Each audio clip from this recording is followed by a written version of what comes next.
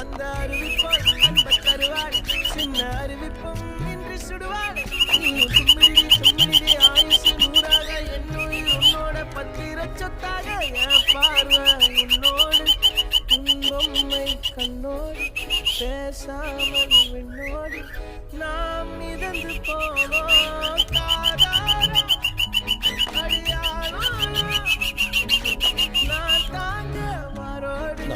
வா மிருது